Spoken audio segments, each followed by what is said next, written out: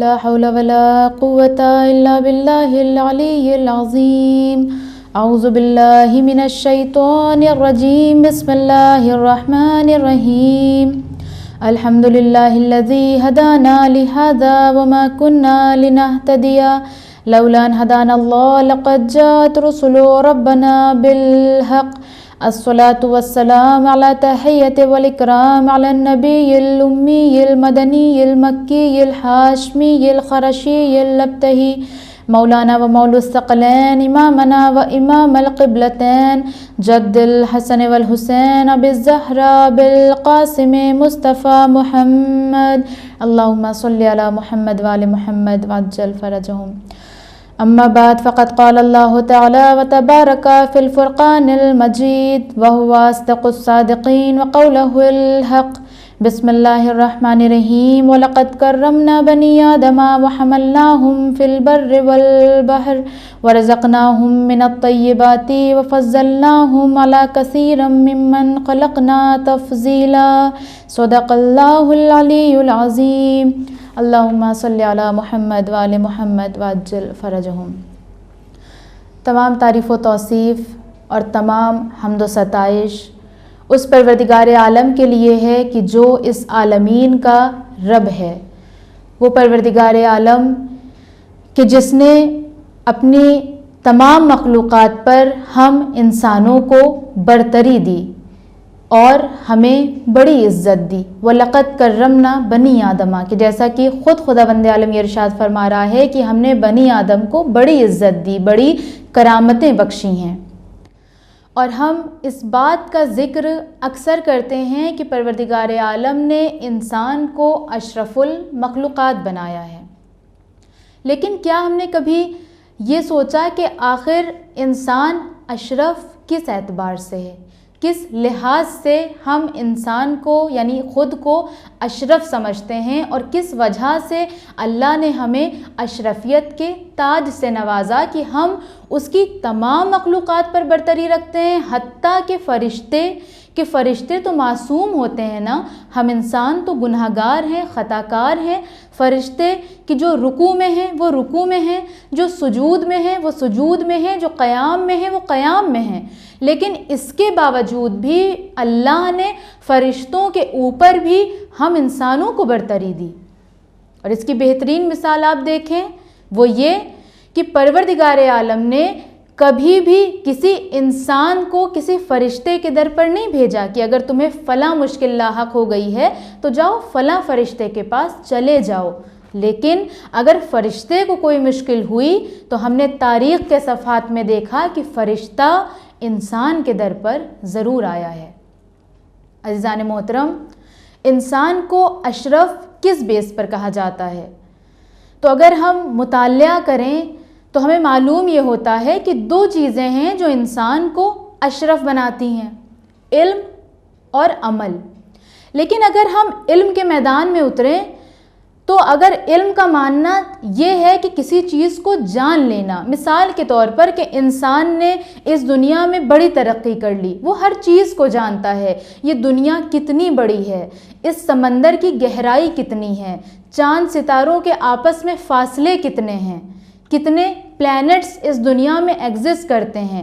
ان تمام چیزوں کو اگر فقط جان لینا ہی علم ہے تو پھر کون کہتا ہے کہ حیوانات علم سے بے بہرا ہیں؟ کیونکہ اگر علم فقط جاننے کا نام ہے تو پھر حیوانات بھی بہت کچھ جانتے ہیں. حیوان اپنے کھانے کی غذا کو جانتا ہے کہ اسے کیا کھانا ہے. آپ دیکھیں اگر کوئی حیوان سبزی خور ہے، سبزی کھانے والا ہے اور آپ اس کے سامنے گوشت ڈال دیں وہ نہیں کھائے گا. اسی طرح اگر کوئی گوشت خور حیوان ہے اس کے سامنے آپ سبزی ڈال دیں وہ نہیں کھائے گا. لہٰذا حیوان جانتا ہے کہ اسے کیا کھانا ہے کیا نہیں کھانا ہے. وہ ان ہاتھوں کو بھی پہچانتا ہے کہ جو ہاتھ اسے کھانا لا کر ٹائم پہ دیتے ہیں. وہ اپنے رہنے کی جگہ کو جانتا ہے. تو اس اعتبار سے تو پھر انسان ہمیں اشرف نہیں نظر آتا، انسان اور حیوان سیم کیٹیگری میں نظر آتے ہیں. اب اگر ہم بلندی کے اعتبار سے دیکھیں کہ انسان بہت بلند ہے، بہت انسان کے اندر قوت پائی جاتی ہے، قدرت و طاقت پائی جاتی ہے، تو اس طرح سے اگر بلندی کے مقام پر ہم آئیں تو اس دنیا میں پہاڑوں سے زیادہ بلند تو ہمیں کچھ نہیں دکھائی دیتا. تو انسان تو پہاڑوں کے سامنے کچھ نہیں ہے، ایک ادنا سی مخلوق ہے۔ یا اسی طرح اگر ہم یہ کہیں کہ انسان سب سے زیادہ پاورفل ہے، سب سے زیادہ طاقت انسان کے پاس ہے، تو یہ کہنا بھی غلط ہوگا۔ کیوں؟ کیونکہ ادھر ہمیں کچھ حیوانات بھی ایسے دکھائی دیتے ہیں جو انسانوں سے کہیں زیادہ طاقتور ہیں، جو انسانوں کو مار دیتے ہیں۔ تو کیسے انسان اشرف ہو سکتا ہے؟ کیونکہ اگر اشرف کا معیار ہونا یہی ہے تو پھر حیوانات کے اندر بھی یہ تمام چیزیں پائی جاتی ہیں۔ اب اگر ہم عمل کی بات کریں، عمل کی منزل میں دیکھیں، تو عمل کی منزل میں فقط اگر اپنی طبیعت کے مطابق، اپنے مزاج کے مطابق کسی عمل کو انجام دے لینا ہی ایک عمل کہلاتا ہے، کہ جس کی وجہ سے انسان اشرفیت تک فائز ہو گیا، تو پھر حیوانات بھی عمل انجام دیتے ہیں۔ حیوان اپنے رزق کی تلاش میں نکلتے ہیں۔ حیوانات کے اندر اتنی طاقت ہے کہ وہ اگر کسی خطرے میں پڑ جائیں تو خود کو باہر نکالنے کی صلاحیت رکھتے ہیں۔ تو پھر ایسی کون سی چیز ہے کہ جو انسان کو حیوانات سے افضل بناتی ہے؟ عزیزان محترم، وہ چیز یہی ہے، علم ہے اور عمل ہے، اس فرق کے ساتھ کہ حیوانات کا جو علم ہے وہ محدود ہے، یعنی جتنا اسے پروردگار عالم کی طرف سے عطا کر دیا گیا ہے وہ اس سے زیادہ اس کو انکریز نہیں کر سکتا۔ مثال کے طور پر شہد کی مکھی ہے، وہ بڑے اچھے خانے بناتی ہے شہد کے، لیکن اگر وہ چاہے کہ وہ کسی اور اسٹائل میں، کسی اور ڈیزائن میں اس کو تعمیر کرنے لگے تو وہ ایسا نہیں کر سکتی، کیونکہ قدرت کی طرف سے اسے فقط اتنا ہی عطا کیا گیا ہے۔ سملرلی ایک مکڑی ہے، وہ بہترین جالے بناتی ہے، بہترین ڈیزائن کے وہ جالے ہوتے ہیں، لیکن اگر وہ چاہے کسی اور قسم سے بنائے، کسی اور ڈیزائن میں اسے ڈھالے تو وہ ایسا نہیں کر سکتی ہے۔ لیکن انسان ایسی ذات ہے کہ جو اپنے علم کو رشد و کمال تک پہنچا سکتا ہے۔ اللہ نے اس کے اندر اتنی صلاحیتیں رکھی ہیں کہ وہ انسان اپنے علم میں ہر روز ترقی کرتا رہتا ہے، آگے بڑھتا رہتا ہے، اور عمل کی منزل پھر اس انسان کی ایسی ہے کہ وہ ہر روز کسی نہ کسی نئے ٹاپک پر ایکسپیریمنٹ کر کے نئی نئی چیزوں کو جان سکتا ہے اور اس کی حقیقت کو پہچان سکتا ہے۔ لہٰذا اگر انسان اپنی طبیعت کے مطابق عمل کرنے لگ جائے، جیسا کہ میں نے کہا کہ حیوانات اپنی طبیعت کے مطابق عمل کرتے ہیں، اگر انہوں نے دیکھا کہ سامنے والا ان کی غذا چھین رہا ہے، وہ فوراً اس سے لڑنے لگیں گے، اب اس کا انجام چاہے جو بھی ہو، چاہے خود انہیں ہی نقصان کیوں نہ ہو جائے۔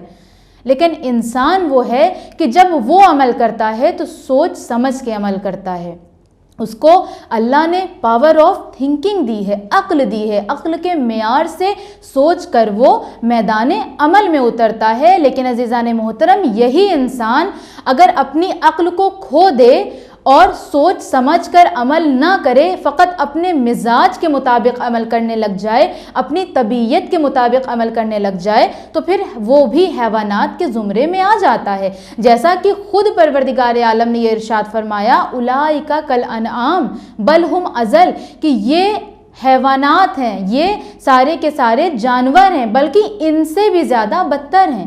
یہ اللہ کس کو کہہ رہا ہے؟ یہ اسی انسان کو کہہ رہا ہے کہ جس کے بارے میں اللہ نے فرمایا کہ ہم نے انہیں اپنی بہت سی مخلوقات میں فضیلت دی، اور اب اللہ کہہ رہا ہے کہ یہ حیوانات ہیں بلکہ اس سے بھی زیادہ بدتر ہیں۔ کیوں؟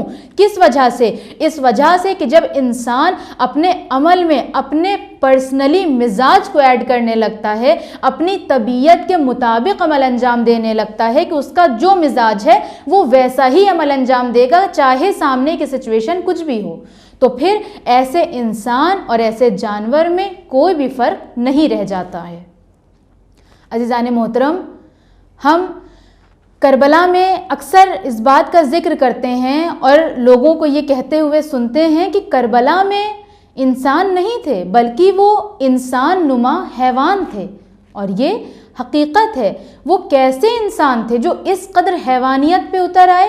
یہ وہ انسان تھے کہ جنہوں نے اپنی انسانیت کو فراموش کیا، اپنے صحیح عمل کو فراموش کیا، اپنی طبیعت کے مطابق عمل کیا، اور میدان کربلا میں اپنے وقت کے امام کے سامنے آ کر کھڑے ہو گئے۔ اور طبیعت کے مطابق ان کا عمل کیا تھا؟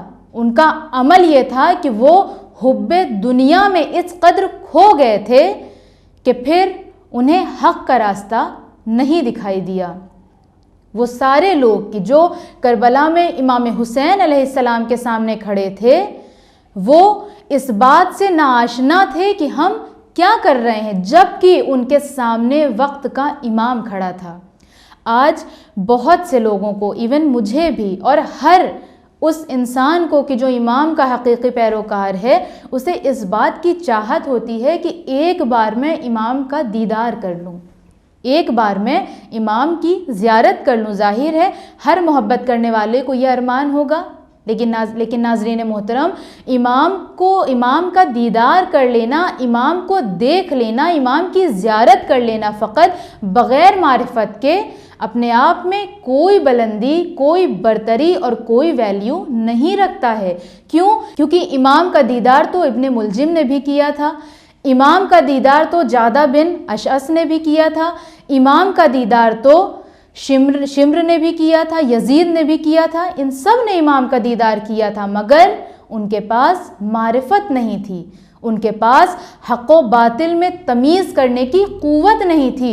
وہ حب دنیا میں اس قدر اندھے ہو چکے تھے کہ وہ قرآن کی اس آیت کا مصداق بن گئے کہ سم بکم عمیون، کہ وہ گونگے، اندھے اور بہرے ہو گئے، اور پھر ان کے دلوں پر بھی اللہ نے ایسی مہر لگا دی کہ اگر تم ایسا ظلم و ستم اس دنیا میں انجام دے رہے ہو تو پھر ہم بھی تمہارے گناہوں میں اضافہ ہونے کا انتظار کر رہے ہیں۔ عزیزان محترم، اگر آج ہم امام حسین علیہ السلام کی عزاداری برپا کر رہے ہیں تو ہمیں سب سے زیادہ اس چیز کو انالائز کرنے کی ضرورت ہے کہ خود ہماری ذات میں کتنی چینجنگ آ رہی ہے۔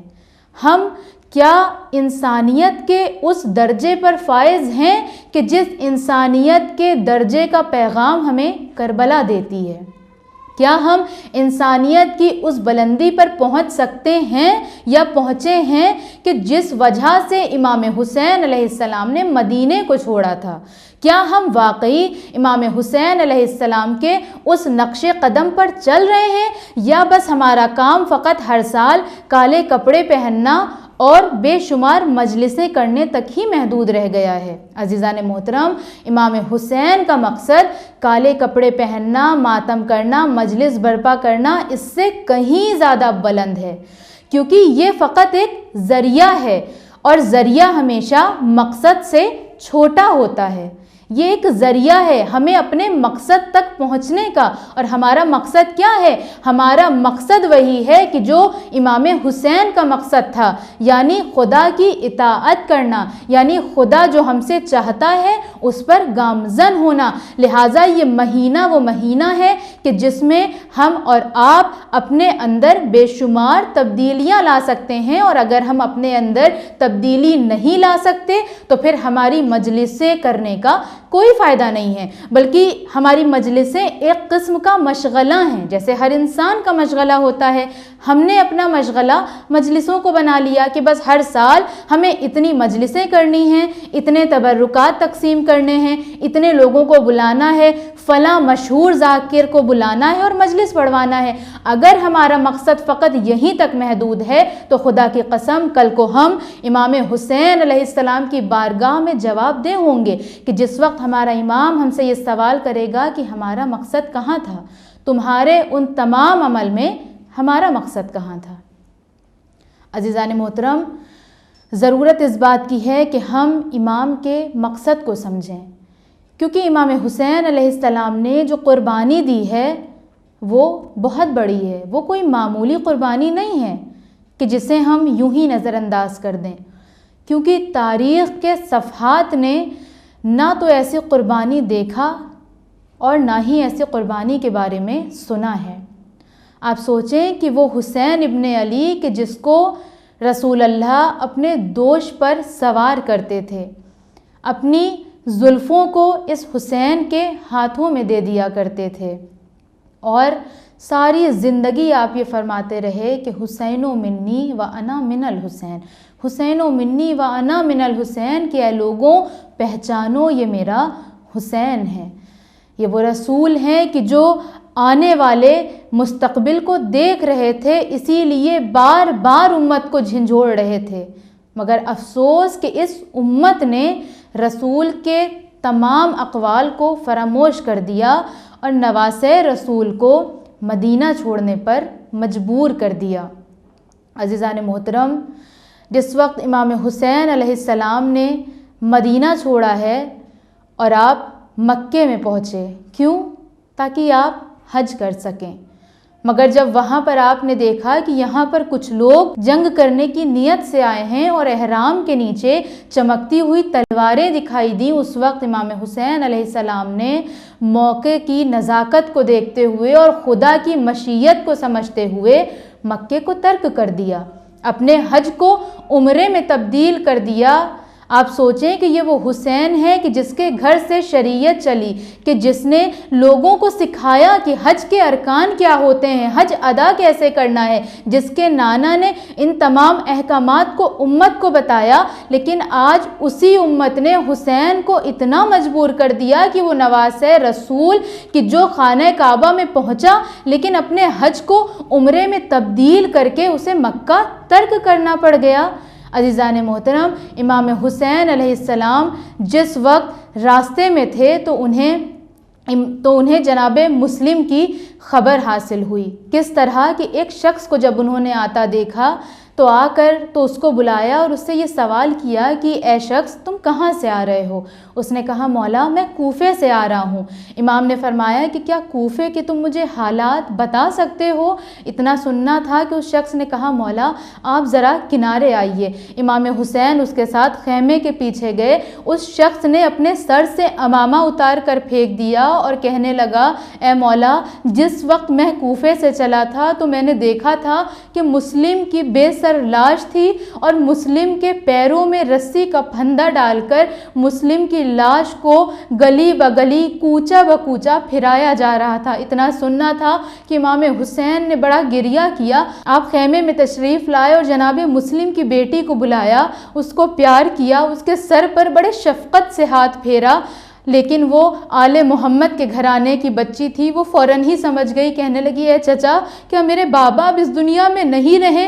کیونکہ آپ کا انداز شفقت یہ بتا رہا ہے کہ میں یتیم ہو گئی۔ میں کہوں گی مولا آپ موجود تھے کہ جس نے جناب مسلم کی بیٹی کے سر پر ہاتھ رکھا، مگر افسوس کہ جب آپ کی بیٹی یتیم ہوئی تو کوئی بھی نہ تھا جو جناب سکینہ کے سر پر بھی شفقت بھرے ہاتھ رکھ دیتا۔